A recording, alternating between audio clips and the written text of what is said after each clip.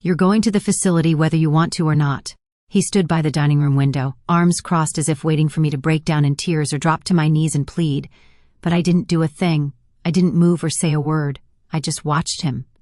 I wondered silently if this was truly the son I had raised, the same one I nursed with broken, tender breasts, the one who slept clinging to my robe when he had nightmares. How does blood turn so cold?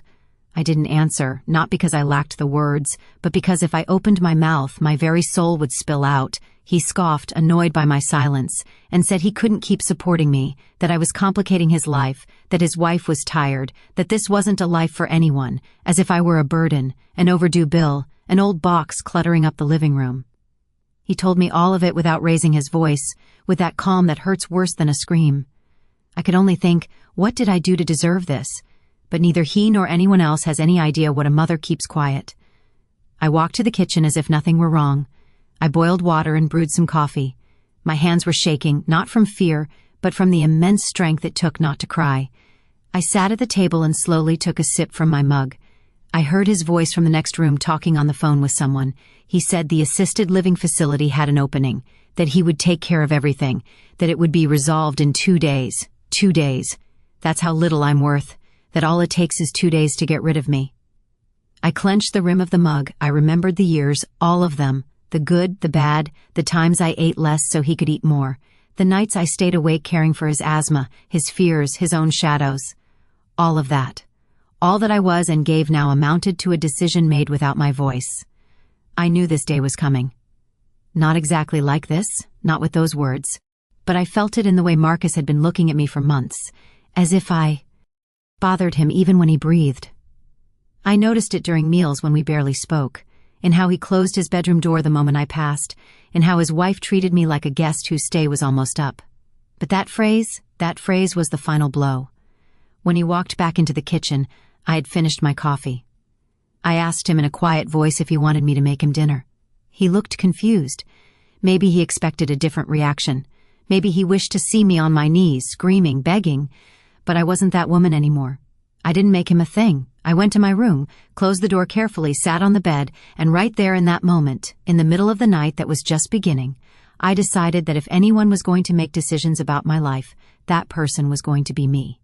Marcus doesn't know who I am or who I was or everything it cost me to get here. He conveniently forgets that I also had a life before being his mother, that I wasn't born or frail or tired, that I once dreamed, that I danced in the rain, that I loved wildly, that my heart was broken, that I started over, and that I built everything he now wants to take away.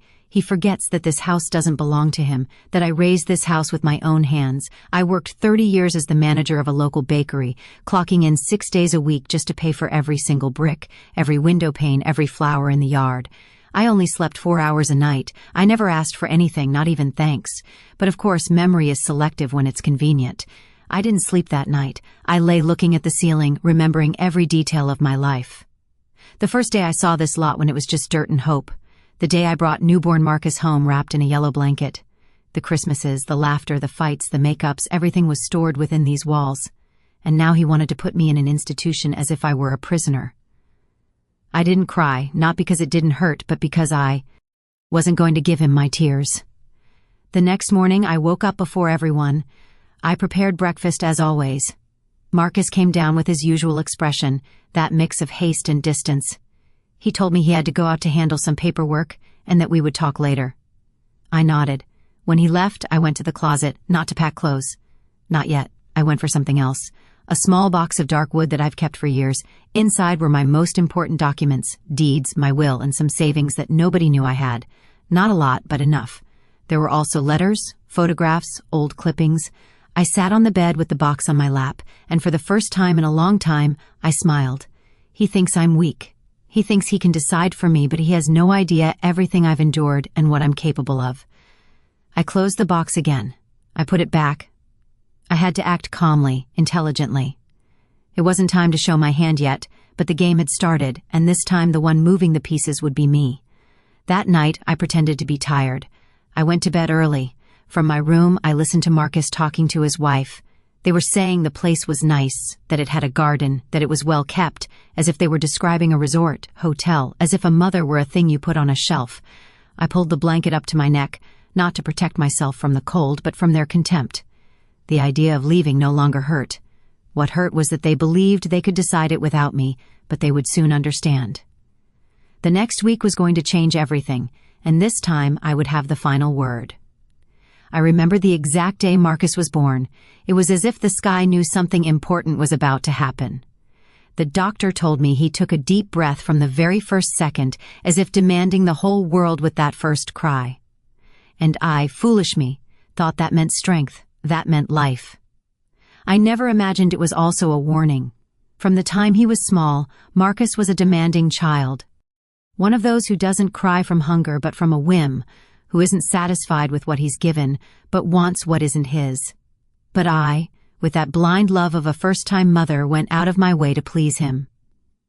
I worked extra hours running my alterations business to buy him the designer sneakers all the neighborhood kids wanted. I went into debt to pay for a spot at the private academy, believing that would keep him far from bad habits and poor influences. I swallowed my tears and my sleepless nights just to see him get ahead. When his father, my husband Robert, passed away, Marcus was just 15 years old. It was a hard blow for both of us, but what hurt me most wasn't the grief.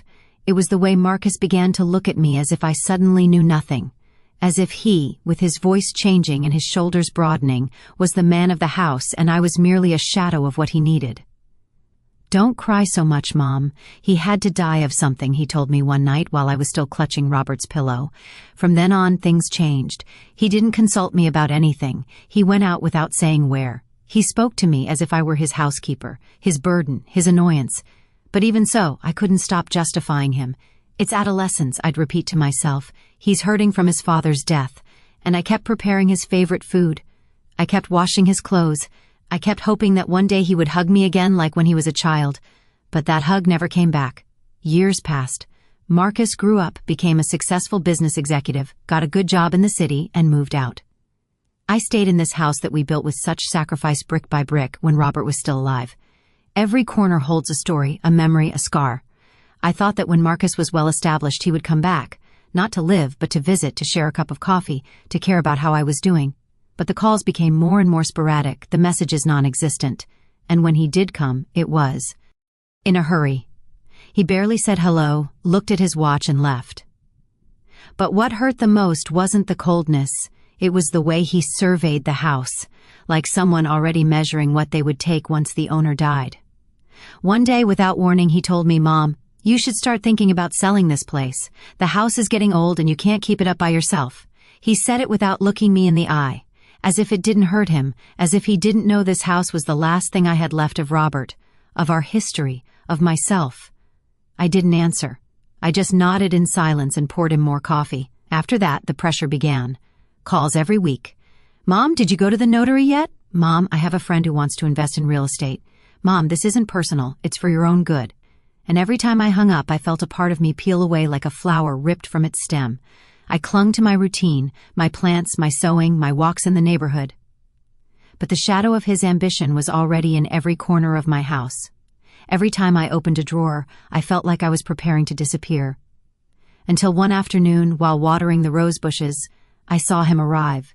His new car, his office suit, his expensive cologne, and his hard face. "I've already spoken to Attorney Sterling. Mom, if you don't sign the papers, I'll be forced to take other measures. This house is coming to me whether you like it or not." That's when something broke. But not in me, in him. Because while he was saying that, I didn't cry. I didn't get upset. I just watched him. And in that silence, I think for the first time he understood that he no longer had power over me. That the Thema he thought was fragile no longer existed. That night, I locked myself in my room. I pulled out the ledger where I keep track of every expense I've had since Robert died. How much did Marcus's education cost? How much did I invest in the house? How many times did I give up buying something for myself to give it to him? Every figure was a wound, every number a betrayal. And in that early morning, I understood something that hurt more than everything else. My son didn't love me. He just needed me to die so he could inherit. Then I made a decision. I was not going to give him anything. Not a wall, not a chair, not a flower pot. The next morning, I went to the market. I walked the streets as always, but with new eyes, as if every step was part of a secret plan that was only just beginning to be born. I saw Miss Evelyn Reed, the retired notary public. I greeted her and asked, Are you still doing estate work? She looked at me with surprise and then respect for you, Thelma. Of course I am. That's where my preparation began. I gathered documents, property titles, and payment receipts. I found records, deeds, even the old letter where Robert stated that the house would always be mine unconditionally. Weeks passed. Marcus didn't call. All the better. I also kept quiet because sometimes the greatest act of rebellion is to say nothing at all. Until a month later, he returned with his arrogant tone, with his urgency. Mom, I've made the decision for you. You're going to the facility, whether you want to or not. That's when I knew it. It wasn't just ambition, it was contempt. And that was the final straw. I came home that afternoon with a tight throat as if I'd swallowed a rock and couldn't ever get it out. There was something in the air, something that wasn't new, but that had become denser, more evident, like a fog that no longer bothered to hide. It was the contempt. Marcus's contempt, my own son's. I felt it in the plates he left on the table without clearing, in the way his voice rose in tone every time he spoke to me, in the way he avoided looking me in the eye as if I were nothing more than another object in the house. And that night was different because he didn't yell. He didn't throw anything on the floor. He didn't insult me directly. It was worse. He simply sat across from me in the dining room while I finished serving dinner. He looked at me in silence with a calm that froze my blood. I've already spoken to Mr. Dawson, he said suddenly, cutting his meat without looking up. Everything is ready. This house will be in my name, and you're going to the facility whether you want to or not. I didn't respond. Not a sigh, not a tear. I took my napkin and placed it on my lap with the same slow movements as always. I felt something inside me shrink as if my soul were shriveling up in fear. But I didn't say anything because in that silence I was also deciding something. I didn't sleep that night. I walked the hallway from one end to the other. Shadows stretched along the walls as if the house itself were watching me. How did we get here? I wondered when my son had turned into someone capable of looking at his mother as if she were a nuisance. But questions were no longer enough. The next day, I started doing something I hadn't done in years, writing. I took an old notebook and began jotting down dates, names, facts, as if my life were a file that needed to be scrutinized. I remembered the original deed to the house, the documents kept in a locked box deep in my closet. And I also remembered something else. I hadn't signed anything yet. That transfer hadn't happened. Legally, that house was still mine, and if he thought I was going to hand it over like an old rag, he didn't know me. Not well enough. I started small. I sold some antique silverware I had inherited from my mother, then some jewelry that had been stored away for decades, all in silence, all without raising suspicion. Marcus thought I was still the submissive woman who washed his clothes and served his breakfast without complaint. But no, not anymore. The day before his next visit with the attorney, I heard him talking on the patio phone. He didn't know I was behind the curtain listening. Yeah, it's all set. The old lady doesn't say anything. She just cooks and walks around like a ghost. No problem. We'll sign in a week and I can start the renovations. I'm going to gut that whole kitchen. I didn't cry, but that phrase, the old lady, that's what he called me. Not Mom, not my mother, not the woman who gave me life, just the old lady. And right there, in that exact instant, I knew there was no more time to waste. I had to protect the little bit of me that was left, the part he wasn't going to destroy. I got up early the next day and went to the bank. I opened a new account under a different name. I took precautions I'd never taken before. I changed passwords, saved copies of documents in different places, and reread the house deed line by line as if it were a tragic novel. And right there, in that rereading, I found a detail I'd forgotten, a clause that allowed me to annul any change if I proved coercion or abuse. I guarded that page as if it were gold. The humiliations continued. Marcus never tired. Every day he had a new way of making me feel small. Sometimes he simply ignored me. Other times he'd come in with grocery bags and drop them forcefully onto the table as if I were his employee. Not a word, just orders, just cutting stairs. One night, when the tension was so thick you could almost chew it, I made his favorite meal, smothered pork chops and rice, just like when he was a boy. I thought with my lingering naivety that by tasting it he would remember something, some happy moment, some laughter, some hug from the days when he was still a child with small hands seeking refuge in my skirt. But no, he took a spoonful, tasted it once, and said with disdain, "This is bland, just like you." I froze. Not because of the phrase, but because in his tone, there wasn't even anger anymore. It was total absolute indifference, as if I no longer existed.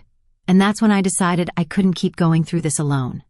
I thought of someone, the only person who always spoke to me with kindness when we ran into each other at the market, even though it had been years since we sat down to talk. Serena Hayes, the neighbor down the street, the one who took care of her sick mother until her last breath, the one who offered me help more than once when she saw me carrying bags alone. We weren't intimate, but there was a light in her that made me feel that there was still something good left in this world. I went to find her. I walked to her house with my heart in my throat, and when she opened the door with her hair pulled back and her apron covered in flour, I simply said, "I need to talk, and I don't know who else to turn to." She let me in without asking anything. I sat in her kitchen, which smelled of freshly baked bread, and I let everything out, every word, every invisible blow, every night of silence, every gesture of contempt. Serena listened without interrupting. She didn't offer cheap comfort. She just took my hand when I finished and said something that still echoes in my memory. "You're not alone, and you don't have to give your life to someone who doesn't value it." That day, something shifted in me. I returned home a different person. I no longer walked with my back hunched or my shoulders slumped. I felt as if for the first time in a long time I had a plan, a real one, my own. And Marcus noticed it. He looked at me with narrowed eyes as if he suspected something, but he didn't say anything. He just frowned and went back to checking his phone. I, on the other hand, smiled because I knew his time was running out and mine was just beginning. Serena kept her word. She didn't just listen that first time. She began visiting me frequently, quietly, as if she knew that any whisper in this house could turn into dynamite. She brought me homemade bread. Sometimes she just sat with me on the patio watching the leaves fall, and little by little she became a constant presence, a companionship that didn't require many words. Her way of just being there was a relief amidst so much shadow. One afternoon, while we were preparing some strong black coffee together, she looked at me with those tranquil eyes and said something that startled me. "Thelma, if you decide to leave, I'll help you go anywhere. You don't need to tell me when. Just tell me you're going to do it." I didn't answer immediately. I just watched the steam rise from the pot as if it held my thoughts. But inside, something was igniting. For the first time, I felt like I could not only escape, but that I could start over. That night, in my room, I opened the drawer where I kept my important papers. I pulled out the deed to the house and looked at it for a long time. There was my name in black ink, Thelma Price. It was mine. Everything was still in order. I hadn't yielded anything. Not yet, and I wouldn't. I began gathering everything I would need to disappear. Documents, some money that I took out slowly without raising suspicion, my birth certificate, bank books, an old gold chain that belonged to my grandmother. I hid everything in an empty cookie tin that I kept under a false bottom in the dresser. No one would know. In the meantime, I played the part. I kept setting the table as usual, cooking without enthusiasm but without mistakes. Marcus seemed distracted, more preoccupied with his calls, with his investment plans, with the renovations he was already imagining for a house that wasn't yet his. But I began to notice a disturbing detail. He was checking up on me. Sometimes he would come into my room without warning, with the excuse of looking for a pen or asking if I had seen his keys. He would stay a few seconds longer than necessary, as if inspecting something. His eyes swept over the drawers, the shelves. He was looking for evidence. He didn't know what exactly, but I felt watched. That's why I was more careful. I started memorizing the places where I kept my things, taking photos with my old phone in case someone moved them. Everything had to be measured, every gesture, every word. It was... Then that Serena offered me a possibility I hadn't considered. My cousin lives near Asheville, North Carolina. She has a small, quiet place. She doesn't ask too many questions. Could you start there? I remained silent. The name resonated in my mind like a distant echo. Asheville. It wasn't the place. It was the promise, a new atmosphere, a new Thelma. And how would I get there? I asked softly. "I'll drive you," she said without hesitation. That's when we decided that the departure had to be precise, fast, with no margin for error. The plan began to take shape. One Friday morning, while Marcus was at his weekly meeting with Attorney Sterling, I would slip out the back door with a single suitcase and meet Serena on the corner. She would have everything prepared, the car, the route, the silence. I committed to a single goal, to leave everything in order before I left. That he would find the house intact, clean, like an empty inheritance, just the furniture and the walls, nothing else. Because I had already started selling the valuable objects little by little, not the big ones, not the obvious ones, but the ones he would never notice until he needed them. I sold the porcelain dinnerware set my mother left me. a collection of heirloom black folk art, an oil painting that had hung in the hallway for 20 years. Each sale was a small goodbye, a piece of history I let go of with a mix of sadness and liberation. I kept the money in envelopes tucked inside a double lining in my purse. If all went well, I would have enough to live for a while without depending on anyone, without asking for anything. But the days passed and Marcus started acting more nervous. One afternoon he said to me, "Have you been to the bank lately?" I denied it without changing my expression. "Why?" "I don't know. I feel like something strange is happening. I want to make sure you're not signing anything without telling me." The irony was brutal. He, who was planning to snatch the house from me, was worried about me doing something strange. "I don't have anything to sign, Marcus. You know I don't handle those things anymore." I lied. His gaze pierced me, but he didn't press it. And then, 2 days before my planned exit, something unexpected happened. A minor accident. I was putting the last papers back in my hidden box when a receipt fell to the floor. Marcus walked in at that very moment and saw it before I could pick it up. He grabbed it. It was for the sale of an antique figure. It didn't have my name, but it had a delivery address. "What is this?" he asked. "It's from a long time ago. I found it in a box." "It's nothing," I replied, my heart pounding in my throat. He watched me for seconds that felt like eternity. Then he put the paper on the table and left without saying another word. But he didn't sleep at home that night. Serena called me as soon as she found out. "We're moving it up, we can't risk it." And so it was. The day before the planned departure, I packed my things, a single suitcase. I left a letter on the dining room table under a vase. It wasn't a fond farewell, it was a declaration. I explained that the house wasn't his, that I hadn't signed anything, that he no longer had my permission or my silence. "Everything you destroyed in this house," I wrote, "can't be fixed with new walls. And now that I'm leaving, you will finally understand. A mother's presence is worth more than any money." That was my final sentence. I didn't sign with love. I just put my name, Thelma Price. When Serena came for me, I didn't cry. I closed the door firmly. I didn't look back. The sky was covered with thick clouds, but I felt something like the sun on my skin. Freedom. We drove away in her car without music. The road was long, but for the first time in years, I didn't care where I was going. I only knew that I wouldn't be returning and that the monster I raised would have to learn to live without me.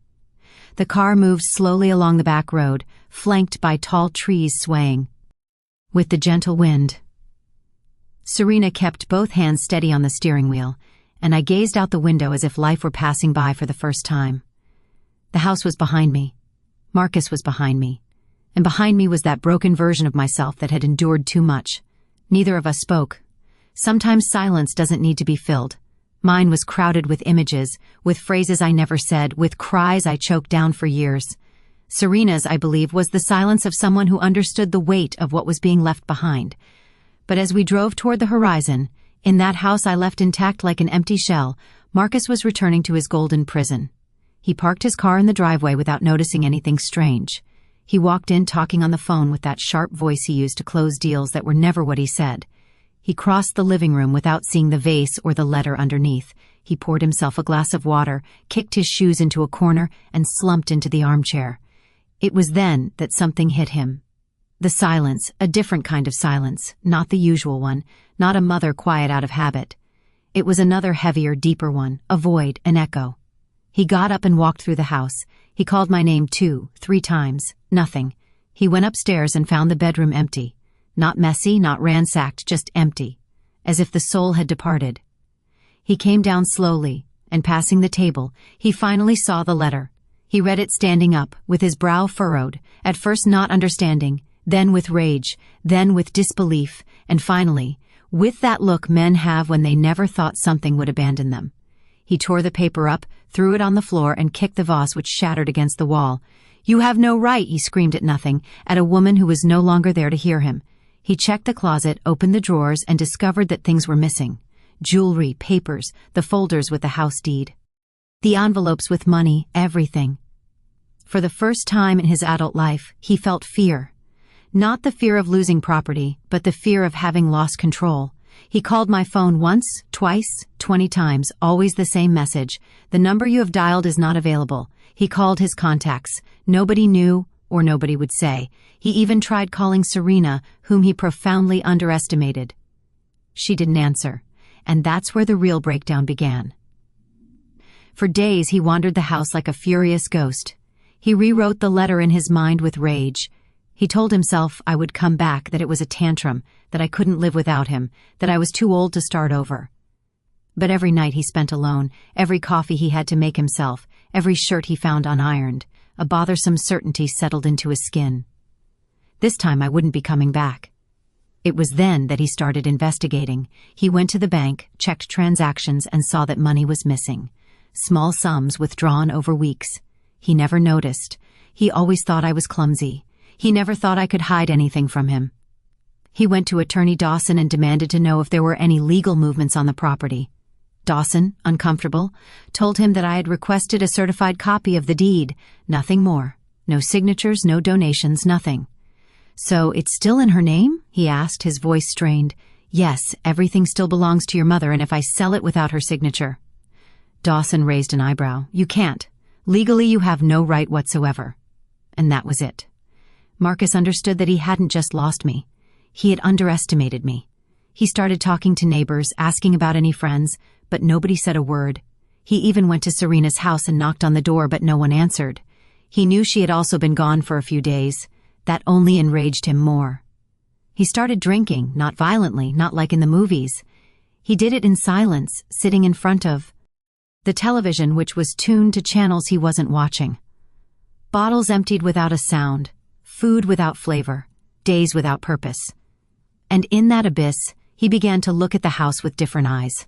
At first, it was his trophy, his early inheritance. But now it was a prison with walls that reminded him that he didn't know how to wash clothes or cook or sleep without someone turning down the volume of the television. One morning he woke up and found the living room covered in dust. He realized the refrigerator was empty, there was no coffee left, the bathroom smelled stale, and then he burst into tears. Not a childish cry, not a noisy one. It was a low, almost shameful cry, a whimper between clenched teeth, because for the first time he felt what he never imagined feeling. Abandonment. And that was the real revenge. Not the papers, not the money, not the letter, but the absence. Mine. That mother who was always there, even when he didn't deserve company. The one who endured contempt, disguised as jokes, orders disguised as advice, coldness disguised as care. I hadn't abandoned the house. I had abandoned the weight.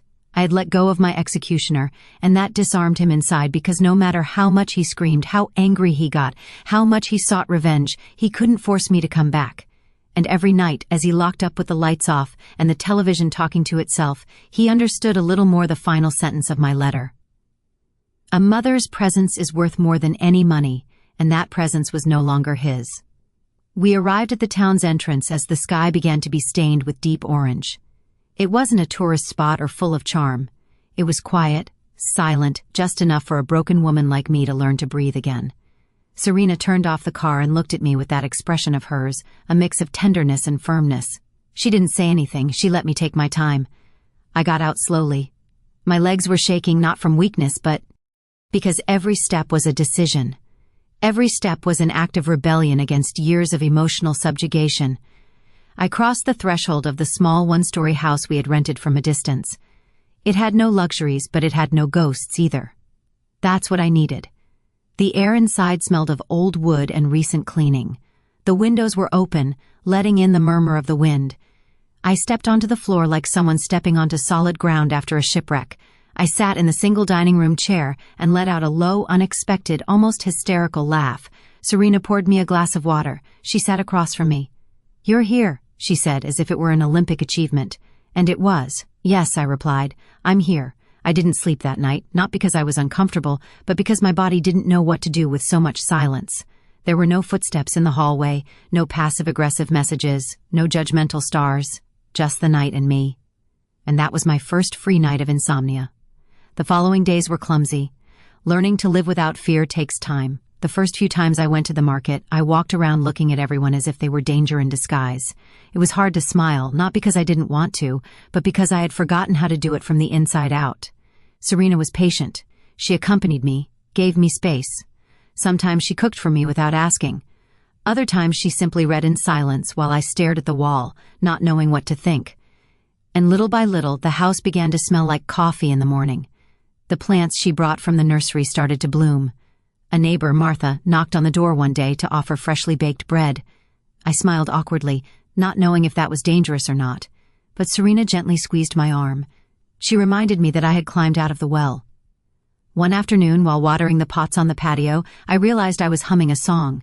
I didn't remember which one, but it was mine, my mind. Sang it without permission. And right there, I knew something inside me was starting to come back. It wasn't happiness yet. It was presence.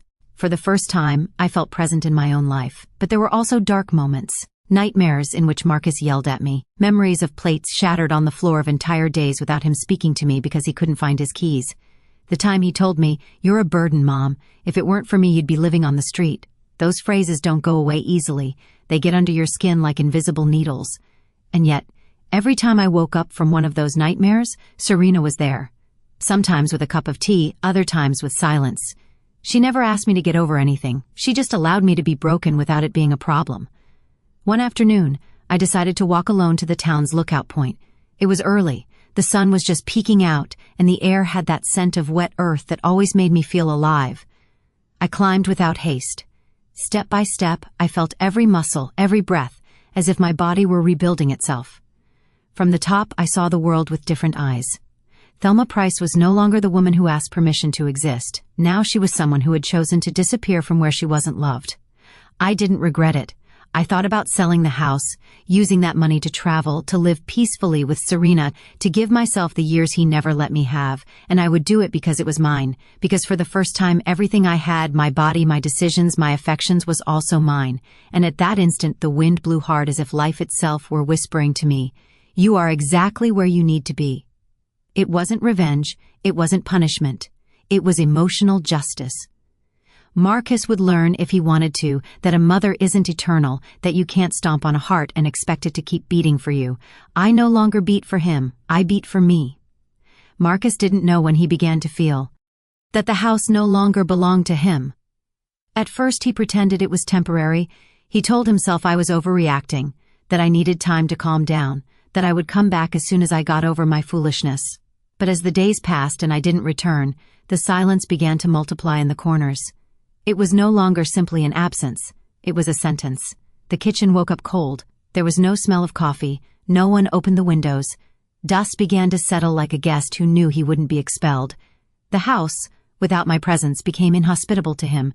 And for Marcus that was incomprehensible, because all his life he had seen me as a useful piece of furniture, an extension of the house, a kind of entity without will that served without question. He didn't understand that the soul of that home was me, and that when I left, I took it with me. Serena watched me in silence. Every morning she knew that something inside me was reordering itself. We didn't talk much about Marcus, but we both knew he was trying to track my shadow. He did it through missed calls, messages I never answered, and rumors that reached me like distant echoes. He had gone to the bank, to the notary, even to a distant cousin's house, hoping someone knew about me. But I remained invisible, not out of fear, but out of dignity. One random afternoon while walking with Serena through the local market, I saw an indoor plant I had always liked, an intertwined ivy with strong green leaves. I bought it without thinking. When we got home, I placed it on a shelf by the window where the sun hit it in the morning. I surprised myself talking to it as I arranged it. "You're going to be fine here. I am too." That night I dreamed of Marcus, but he wasn't the rude, authoritarian man who yelled that I was ruining everything. He was a child. He was crying in an empty bedroom, surrounded by broken toys, asking why I had left him. I woke up with a mix of guilt and liberation, because even though I had left him alone, it was also true that he had left me alone for years. The days followed, and with them came more news of his deterioration. A mutual acquaintance, the husband of a neighbor who still kept in touch with him, told me that Marcus no longer went to work, that he lived locked up, bad-tempered, yelling on the phone at anyone who dared to mention me, that he had started drinking, that once they even found him asleep on the couch, surrounded by bottles with the television on, playing a cooking show, the same one I used to watch every afternoon. His arrogance had begun to crumble. Without me, he had no one to blame for his frustration. There was no one to demand solutions from. There was no one to humiliate to feel bigger. And for the first time, he had to inhabit himself, and he didn't know how. I received a handwritten letter. It had no return address, but I recognized the handwriting. It was from him, a clumsy attempt at an apology mixed with pleas and manipulation disguised as concern. He said things like, "I don't understand why you did it this way. We could have talked about it. I'm suffering too." Not a single line said, "I mistreated you. I invalidated you. I hurt you." Not a hint of true introspection, just a chain of phrases designed to make me revolve back into his orbit. I tore the letter into small pieces. I burned it in the sink and watched the ashes dissolve into the air. It was the first time in years that I felt true relief. I didn't need his approval or his forgiveness. He had no power over me, not even with his words. Meanwhile, the sale of the house was progressing. The real estate agent, a kind man in his 50s, asked me several times if I was sure that it was a valuable property, that I could rent it out, that I could come back someday.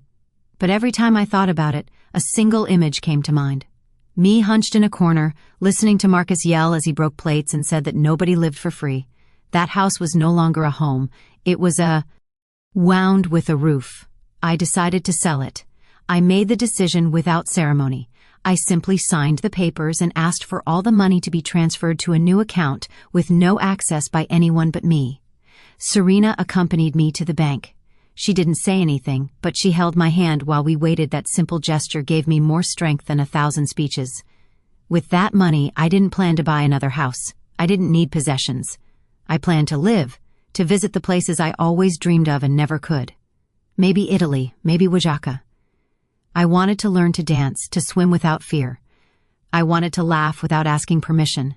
But above all, I wanted Marcus to know that I had sold everything, that nothing was left, that the house he thought he would inherit now belonged to another family, that every tile, every door, every piece of furniture was no longer his, because he never cared for them, because he believed that deserving was enough. They told me that when he found out, he went crazy, that he went to the house to try to stop everything, but it was already empty. The new owners had painted the walls, thrown out the old furniture. There was no trace of my life left there. And he, standing in the middle of the yard, shouted my name like an angry child whose toy had been taken away. He called my phone, but I had already changed my number. He wrote emails that were never delivered. He searched for me as one searches for a ghost, because that's what I was to him now, a phantom who had left, taking the very air with her. One evening, Serena prepared a special dinner for me. There were shrimp and grits, homemade bread, and a sweet wine. We toasted to what was lost, to what I would never carry again, to what I had finally released. That night, as I listened to her talk about her plans to open a small embroidery workshop, I thought that perhaps not everything broken had to hurt. Some cracks were paths to the light. Marcus would keep searching for me, not because he loved me, but because he didn't know how to live without someone to dominate. And I was no longer willing to be that for anyone.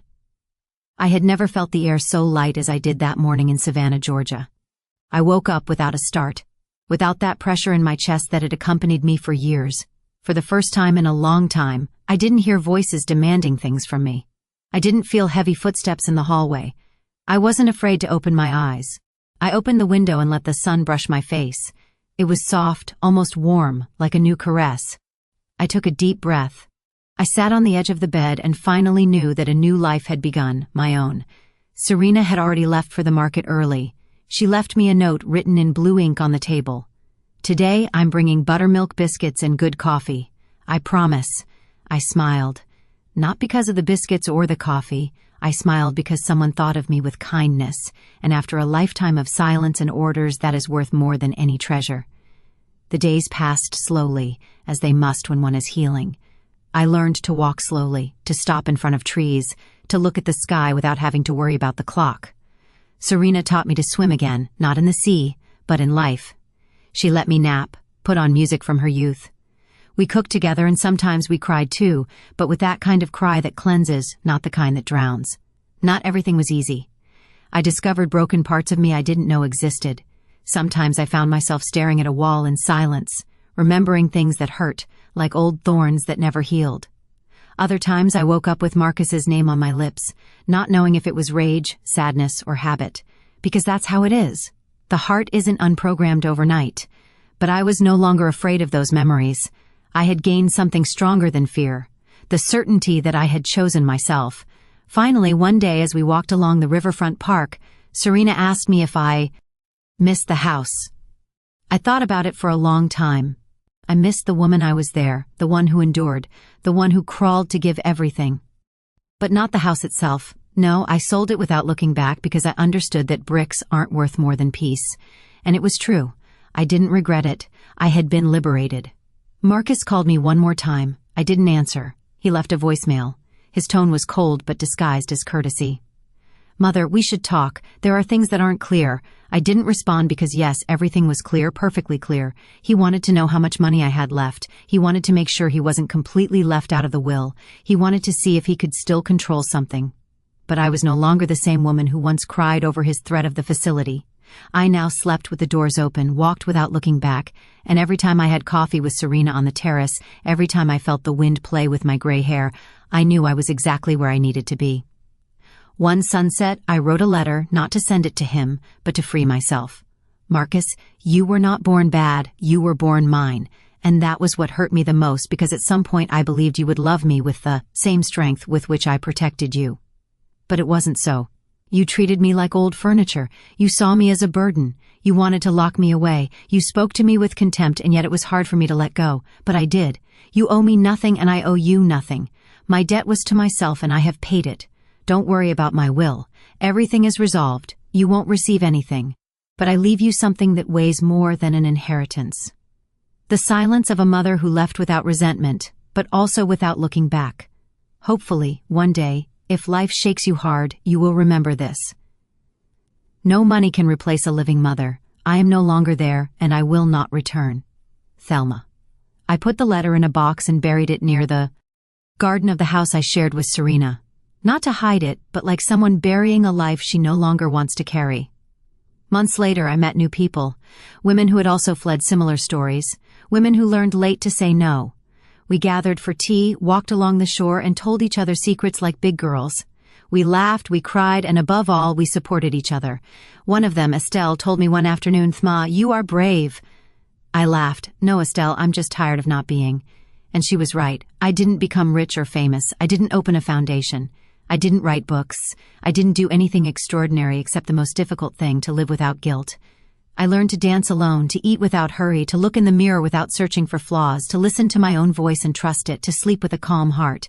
And at my age, that is a revolution. I no longer wonder what would have happened if Marcus had loved me differently because I understood that love, if begged for, becomes a prison. Today I walk lightly. Today I am not afraid. Today I know that I was a mother. But I am also a woman. And above all, I am free. Because one day I was forced to choose between the facility and obedience. And I, without saying a word, chose silence, and then chose life. I sold everything, not for revenge, but to remind him and myself that a mother's presence is worth more than any money. And if he ever hears my name, let it not be for what I gave, but for what I was no longer willing to lose. Thelma Price, woman, mother, and now owner of herself. Did you like my story? If you listened till the end, drop a 1 in the comments. If you enjoyed it, you can support me by liking the video and sending a small tip. I've got lots of other life stories like this on my channel, so make sure to subscribe and check them out. I've added 2 new stories on screen that everyone loves. Thanks for being here. See you in the next one with